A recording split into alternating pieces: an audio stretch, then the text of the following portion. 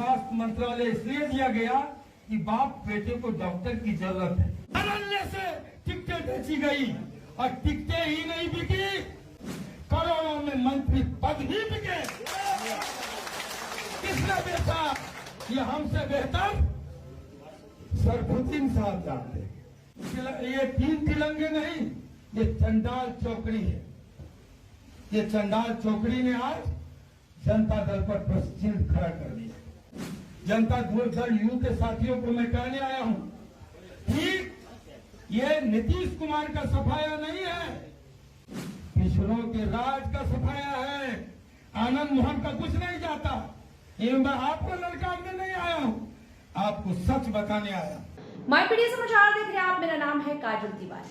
नीतीश कुमार जी ने काम किया, आज आप जाकर देखिए, जिंदा उनको दफन कर दिया गया। कहीं पर नीतीश कुमार जी का चेहरा नजर नहीं आएगा। मंच पर शपथ ग्रहण हो रहा था, नीतीश कुमार जी वहां मौजूद थे। 85 एमएलए के साथ खड़ा एक व्यक्ति था और उनकी तस्वीर नहीं थी।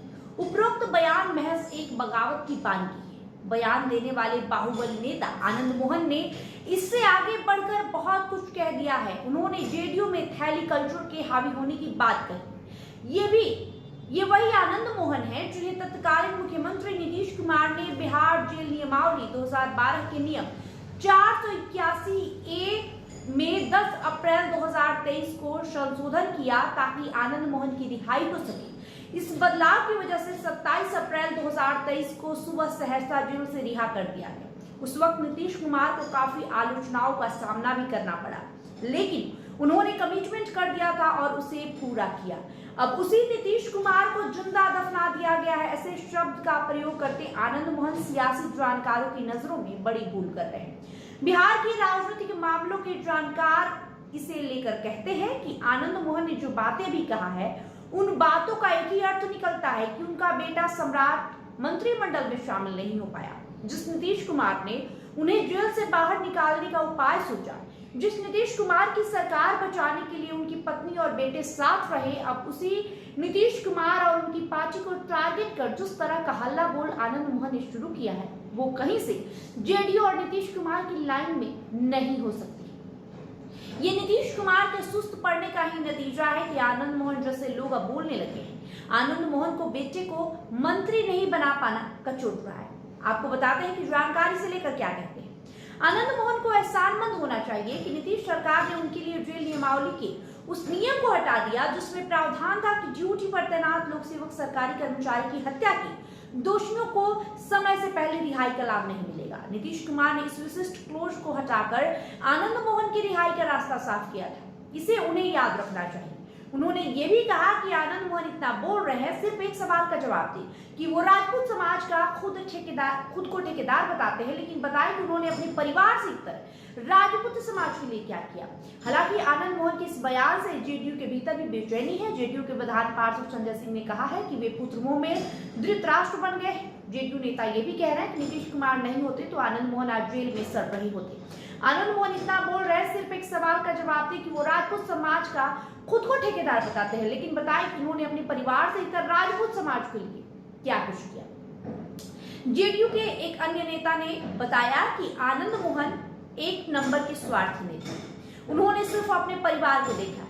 जेडीयू के इस राजपूत नेता ने कहा कि आज तक आनंद मोहन और इनकी परिवार कितने गरीब राजपूतों का कल्याण कर पाए।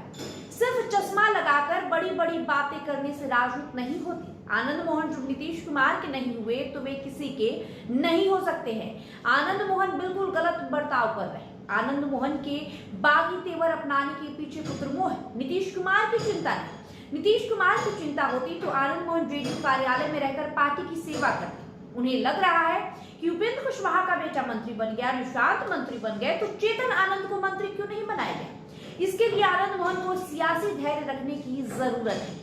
आनंद मोहन के जेडीयू में थैली कल्चर के हावी होने वाले आरोपों के बाद सियासी जानकार कहते हैं कि वो सिर्फ चर्चा में रहना चाहते हैं। जानकारों का मानना है कि वे जेडीयू के जिन नेताओं को ये कह रहे हैं कि उनकी वजह से उनके बेटे को हक नहीं मिला, इसके अलावा कुछ नेताओं को वो चंडाल चौकड़ी कह रहे हैं, क्या उनमें हिम्मत है कि उन नेताओं का नाम ले सके। ध्यान रहे कि चेतन आनंद ने पहले राजद से नाता तोड़कर जेडीयू का दामन थामा था। आनंद मोहन लगातार तेजस्वी यादव और राजद पर निशाना साधते रहे, अपने बेटे के राजनीतिक भविष्य को लेकर हमेशा मुखर रहे, लेकिन नीतीश कुमार पर उनका अटैक अब लोगों को रास नहीं आ रहा है। खासकर जेडीयू नेता भी अब आनंद मोहन से दूरी बनाने में लगे हुए हैं, जहां तक हो सकता है। जेडीयू की ओर से उन्हें करारा जवाब भी दिया जा रहा है। आपको बता दें, आनंद मोहन एक के बाद एक कई सारे बयान दे डाले। पहले तो उन्होंने नीतीश कुमार को जिंदा दफन करने की बातें कही। उसके बाद अचानक उनका एक वीडियो सोशल मीडिया पर तैरने लगता है, जिसमें वे कहते हैं कि नीतीश कुमार के बेटे निशांत को स्वास्थ्य मंत्रालय इसलिए दिया गया क्योंकि दोनों बाप बेटा को इलाज की जरूरत है। साथ ही साथ आनंद मोहन अब गाहे बगाहे ललन सिंह और संजय झा पर भी हमलावर हो रहे हैं। इससे सवाल ये उठ रहा है कि अब जेडीयू में राजपूत बनाम भूमिहार हो चुका है।